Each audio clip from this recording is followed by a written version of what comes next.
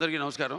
ఈనాడు మన అఖండ తాండవం ఈ విజయోత్సవ పండుగకు విచ్చేసిన పాత్రికేయ సోదరులకు అందరికీ, ప్రింట్ అండ్ ఎలక్ట్రానిక్ మీడియా వారికి, అలాగే ఈ యొక్క కార్యక్రమాన్ని టీవీల ద్వారా మాధ్యమం ద్వారా వీక్షిస్తున్న తెలుగు ప్రేక్షకులు అందరికీ, ప్రేక్షక దేవుళ్ళందరికీ నా హృదయపూర్వక కళాభివందనాలు తెలియజేసుకుంటున్నాను. నేహాభిగ్రహణ శక్తి ప్రత్యవాయుతోన విద్యతే స్వల్పమపస్య ధర్మస్య త్రాయతే మహతో భయాత్ అంటారు. అంటే కొందరు పుడతారు, ఎవరిని పడితే వాడిని మనం మహానుభావులు అంటాం. అందరూ మహానుభావులు కాలేరు. అంటే ఆ శివుడు ఆజ్ఞ లేనిదే చెవ కూడా కుట్టదు.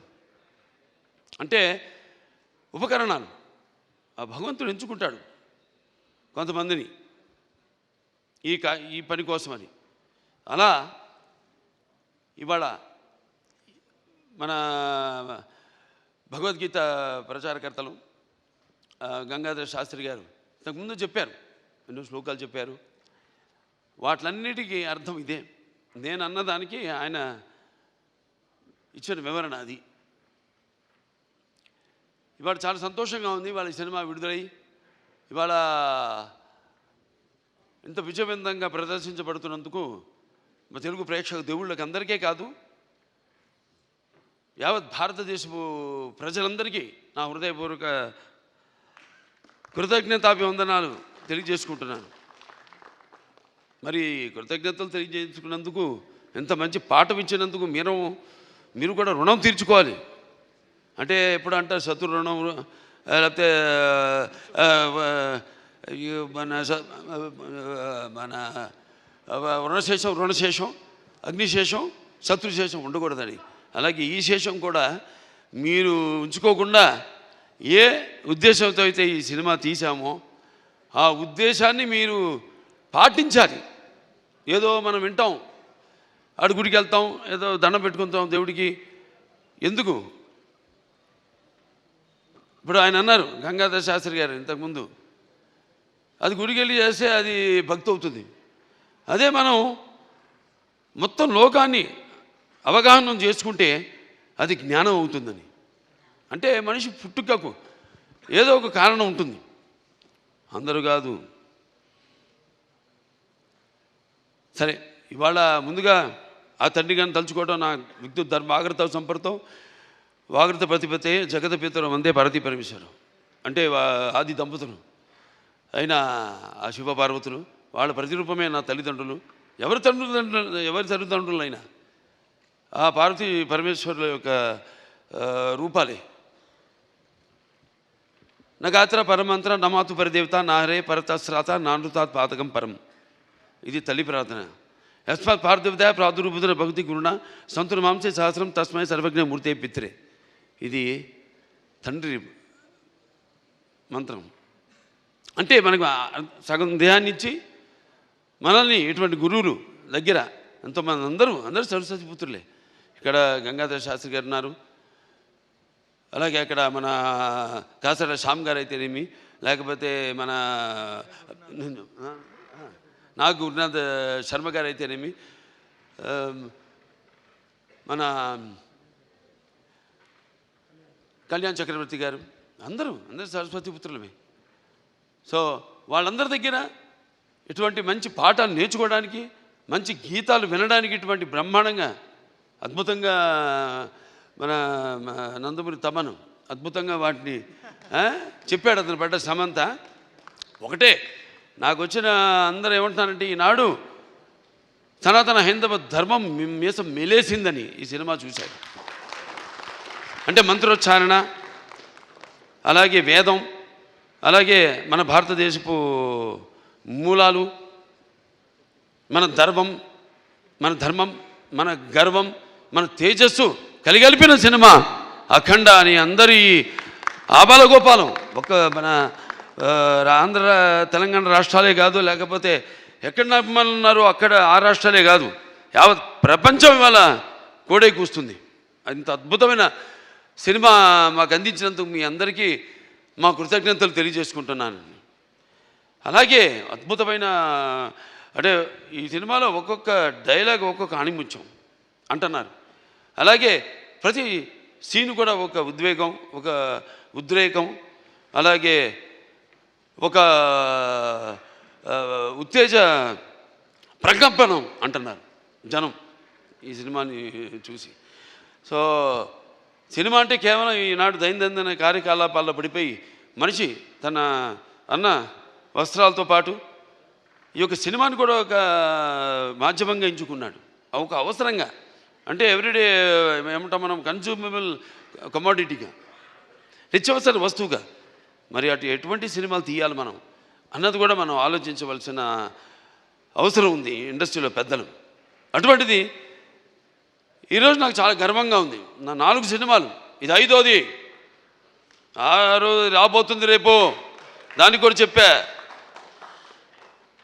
చరిత్రలో చాలామంది ఉంటారు, కానీ సృష్టించిన చరిత్రని మరల తిరిగి రాసి మరల చరిత్రను సృష్టించేవాడు ఒకడే. అది ఆ తెలియని ఒక శక్తి. దాని కొనసాగింపు ఆ డైలాగులు అన్నాను, నేనే ఈ శక్తి, నాదే ఆ శక్తి అని. చరిత్ర రాయాలన్నా మేమే, చరిత్ర సృష్టించాలన్నా మేమే, దాన్ని తిరిగి రాయాలన్నా మేమే.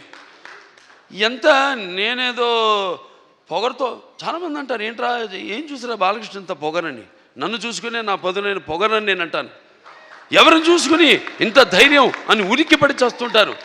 నా వ్యక్తిత్వమే నన్ను ఉచ్చిగొలిపే ఒక విప్లవంగా అడుగడుగునో చూపిస్తాను. అలాగే ఏంట్రా వీడికి అన్నీ తెలుసా అనుకుంటాను. నేను తెలుసుకునే కంటే గొప్ప విద్య ఏముంటుందని ఒక సవాల్గా నిలబడతాను. అంటే ఇదంతా పొగరు కాదు, అది ఎక్కడి నుంచి వస్తుందో నాకు తెలియదు. అంతా ఆ పరమేశ్వరుడి ఓంకారం అన్నాను ఇందాక. ఓంకారం పరబ్రహ్మ సర్వ ఓంకార సంభవం అకారోకార మాంతాయ ఓంకారాయ నమో నమః. ఆ ఓంకార శబ్దం ఓమితి బ్రహ్మ ఏకాక్షరి అంటాం. అలా ఇలా తెలుసుకోవాలి. అంటే యువతరానికి ప్రతినిధులు, నవతరానికి నాయకులు, భావితరాలకు భారతదేశపు మహాశక్తి అయిన యువకులు. నీ తప్పు లేదన్ను, నీ తప్పుకు అది ఎట్లా అంటే ఈ యొక్క రొటీన్ దైనందిన కార్యకలాపాల్లో అన్నాను ఇందాక, పోటీ. దానికి నేను ఎప్పుడు ఏదైనా ఆసరా తీసుకునేది సినిమాలే, లేకపోతే సంగీతం. వీటి మీదే ఎప్పుడన్నా నేను మనిషిని, నాకు ఎప్పుడైనా నిర్లిప్తత ఇది వచ్చినప్పుడు పూజ చేస్తారు. నేను ఆధ్యాత్మికంగా రోజు గంటన్నర పూజ చేస్తాను. నేను ఆ పూజ తర్వాత నా వృత్తే నా దైవం. ఆ వృత్తే ఈ అఖండ సినిమాలో నా పాత్ర. నేను చెప్పాను కూడా, ఇంతకుముందు ఒక సభలో చెప్పడం జరిగింది. ఒక ఇది శివ తాండవం యొక్క విన్యాసం ఎలా చేశాను ఈ పాత్ర అంటే, ప్రతి పాత్ర యాక్టింగ్ అంటే ఊరికే నమ్మడమో అరవడమో, లేకపోతే ఒక కళ్ళల్లో కన్నీళ్లు తెప్పించడం కాదు. పాత్ర అంటే ఒక పరకాయ ప్రవేశం. అది ఒక నందమూరి ఎన్టీ రామారావు గారు. ఎందుకంటే నేను చెప్పాను ఇంతకుముందు, ఆయన తలుచుకోకుండా ఏ సభ నేను అంటే నాకు ఇంత ధన్యమైన జన్మనిచ్చే నన్ను మీ అందరి గుండెల్లో ఆయన ప్రతిరూపంగా నిలిపినందుకు, మరి దైవాంశ సంభూతుడు, విశ్వానికి విశ్వ నటరూపం ఎలా ఉంటుందో చూపించిన యుగ పురుషుడు, కారణ జన్ముడు, నా తండ్రి, నా గురువు, నా దైవం నందమూరి తారక రామారావు గారికి నమస్కరించుకుంటూ, మరి ఇటువంటి ఈ సినిమాని ఈ సినిమా కేవలం తెలుగు సినిమా కాదు, ఇది యావత్ భారతదేశమే కాదు, యావత్ ప్రపంచం ప్రేక్షకులకు సంబంధించిన సినిమా ఇది. ఎందుకంటే మనం చూస్తున్నాం ఇవాళ ఎంత అశాంతి, ఎక్కడ చూసినా యుద్ధాలు, ఆకలి చావులు, లేకపోతే మనలో మనం సృష్టించుకున్న విభేదాలు. గొప్ప మాట చెప్పారు ఇది మన సినిమా గురించి. ఇది కేవలం ఒక తెలుగు పురాణాలు, ఈ భగవద్గీతలు, లేకపోతే నేను చెప్పేది భారతాలు, భాగవతాలు, వీటికి సంబంధించేదే కాదు, ఒక బైబిల్కి సంబంధించింది, ఒక ఖురాన్కి కూడా సంబంధించిన సినిమా. సారే జహాं से अच्छा हिंदू सीता हमारा, हम बुलबुले इसके ये गुल सीता हमारा. సో ఇవాళ ఈ పాత్ర మనం చేసే ముందు నాకు పూర్తిగా నమ్మకం నా దర్శకుడి మీద. నేను చెప్పా, కట్టె కొట్టి తెచ్చి అంతే మాట్లాడుకుంటాం మేము, అంతకంటే మాట్లాడుకోము. ఇవాళ మనం బ్యాట్మ్యాన్లు, సూపర్ మ్యాన్లు వీటిలన్నిటి గురించి మాట్లాడుకుంటాం. లేకపోతే నాన్నగారు వాళ్ళు చేసిన పౌరాణికాల్లో బాణాలు వేయడం, అగ్ని రావడం, నీళ్లు రావడం, దాంట్లో నుంచి బాణాల్లో నుంచి, లేకపోతే మొత్తం అట్లా పడిపోవడం, కళ్ళు తిరిగి, ఇవన్నీ చూస్తుంటాం. ఇది కూడా ఇప్పుడు జరుగుతున్న ఏవైతే పరిణామాలు ఉన్నాయో వాట్లను నేను చెప్పా. సినిమా మాధ్యమం అంత గొప్ప మాధ్యమం ఇంకోటి లేదు. దానికి సరిగా వాడుకోవాలి మనం. దాన్ని మనం ఇప్పుడు ఇవాళ మన వేదాల నుంచే దాన్ని బట్ట విశ్వనాథ శాస్త్రి గారు నానాడు జర్మన్స్ హిట్లర్ టైంలో ఆయన్ని కిడ్నాప్ చేసి తీసుకెళ్ళిపోయి మన వేదాలని తర్జుమా చేసి అధర్వణ వేదంలోని ఈ కంప్యూటర్స్ ఏవైతే ఉన్నాయో, లేకపోతే మిగతా ఈ అణు బాంబులు ఇవన్నీ కూడా కనిపెట్టింది ఆ వేదాల నుంచే. అలాగే శుశ్రూషుడు అని మన భారతీయుడు ఒక డాక్టర్, వైద్యుడు, ఆ రోజుల్లో ఋషి ఆయన. ఎటువంటి మత్తు ఇంజక్షన్ ఏమి ఎనస్థీషియా లేకుండా ఆపరేషన్లు చేసిన మహానుభావుడు ఆయన. ఇవాళ ఆస్ట్రేలియాలో ఉంది, మెల్బోర్న్లో ఆయన బస్ట్ స్టాచ్యూ ఉంది అక్కడ, మెల్బోర్న్ యూనివర్సిటీ ఆఫ్ సర్జరీలో. ఇలా మనం చెప్పుకోవాలి. ఇలా మనం చెప్తే కానీ మన యువతరానికి అర్థం కాదు. కానీ నా అదృష్టం ఏంటంటే అందరు చెబితే అందదు, ఫలం అందదు. నా సినిమాలు వాటికి 5వ సినిమా అని చెప్పాను. నా మొదటి సినిమా అఖండ, అది కూడా ఒక పరీక్షే. కోవిడ్ టైంలో విడుదలైంది సినిమా. అసలు రారు జనం థియేటర్లో కొన్న టైంలో ధైర్యం చేసాం, భగవంతుడి మీద భారం వేసి సినిమా రిలీజ్ చేసాం. అఖండ విజయం సాధించింది అఖండ. ఆ తర్వాత మిగతా సినిమాలన్నీ అందరికీ నిర్మాతలకి ధైర్యం వచ్చి వాళ్ళ సినిమాలని విడుదల చేయడం జరిగింది. ఆ తర్వాత నేను చేసిన వీరసింహారెడ్డి అయితేనేమి, లేకపోతే దాని తర్వాత నేను చేసిన నేలకొండ భగవత్ కేసరి అయితేనేమి, డాకు మహారాజు అయితేనేమి, ఇప్పుడు ఈ అఖండ, తాండవం, ఇన్ని 5 విజయాలంటే నా విజయాలు అనుకోను. నేను ఏదైతే మేమందరం అనుకుంటున్నాము ఇది నా ఒక్కడి వల్ల కాదు. నేనేదో ఒక చిన్న పాయింట్ చెప్పచ్చు, డైరెక్టర్ గారు చెప్పచ్చు, దాన్ని మనకు సినిమాగా చూపించినప్పుడు అంటే కళ్ళు మూసుకున్నప్పుడు కనేది కళ, కళ్ళతో అభినయించేది కళ, నిద్రపోతున్నప్పుడు కనేది కళ, నిద్రపోతున్న సమాజాన్ని మేల్కొల్పేది కళ. ఈ 4-5 సినిమాల్లో అందరికీ సందేశం ఇవ్వడం జరిగింది. 5 సినిమాల్లో రకరకాల సందేశాలు. అది అంతర్జాతీయం కావచ్చు, లేకపోతే మనుషుల్లో సత్సంబంధం లేకపోవడం కావచ్చు, ఇటువంటి అనేక. లేకపోతే ఇప్పుడు అఖండ 1లో ఉంది, అటు పిల్లల జోలికి, లేకపోతే ధర్మం జోలికి, లేకపోతే ప్రకృతి జోలికి వస్తే ఏమవుతుందో చూపించాం. ఇప్పుడు అఖండ 2లో మరి అప్పుడంటే దేవుడు మనిషిలో పూనాడు, ఇప్పుడు మనిషే దేవుడైతే ఏమవుతుంది? ఇందాక అన్నారు సంభవామి యుగే యుగే అన్నదే ఈరోజు సినిమాలో చూపించాం. దీన్ని ప్రేక్షకులు ఇంత ఆదరించి, ఇంత కేవలం ఇండివిజువల్గా ఒక్కొక్కరు వ్యక్తిగతంగా వెళ్ళి సినిమాలు చూడటం కాదు. ఇవాళ మా అందరూ కలిసి కుటుంబ సమేతంగా, సకుటుంబ సపరివార సమేతంగా అందరూ ఈ సినిమా చూసి, అలాగే పిల్లలు కూడా తీసుకెళ్ళి ఈ సినిమా చూపించి వాళ్ళకి కొంచెం మనం ఏంటి, మన మూలాలేంటి, మెయిన్గా మన సనాతన హైందవ ధర్మం ఏం చెప్తుంది అంటే, మన సనాతన ధర్మం యొక్క సనాతన హైందవ ధర్మం యొక్క శక్తి, దాని యొక్క గర్వం, దాని యొక్క పరాక్రమం ఏంటో చూపించిన సినిమా అఖండ తాండవం. అలాగే మన హైందవ సనాతన ధర్మానికి మూలాలైన ఏదైతే మనం సత్యం దారిలో నడవాలి, ధర్మం దారిలో నడవాలి, అన్యాయం జరిగితే మనం తల దించకూడదు, తిరిగి పోరాడాలి అన్నది చూపించిన సినిమా అఖండ తాండవం. సో ఈ సినిమాని అద్భుతం, ఇంతమంది కష్టపడితేనే ఆ సినిమా అయింది. ఇవాళ అంటే ఒక్కొక్కళ్ళు, ఇప్పుడు తమన్ గారు చెప్పారు ఆయన పడ్డ కష్టం, నిద్ర లేని ఎన్ని రాత్రులు గడిపారు నాకు తెలుసు. ఆయన సినిమా ఇప్పుడు వచ్చిందని కాదు, వచ్చి దాని ప్రభావం సమాజం మీద ఎంత ఉంది అన్నది చాలా ముఖ్యం. ఎస్, ఎంటర్టైన్మెంట్ ఉండాలి, అన్నీ ఉండాలి. సమ్మపాళ్ళల్లో బాలకృష్ణ సినిమాలు అన్నీ ఉండాలి, సమ్మపాళ్ళల్లో అన్నీ రుచులు ఉండాలి. పంచభక్ష పరవాన్నం వడ్డించిన విస్తరలా ఉండాలి, కాదన్ను. కానీ ఏది ఎంత ఉండాలి, ఎవరు ఏ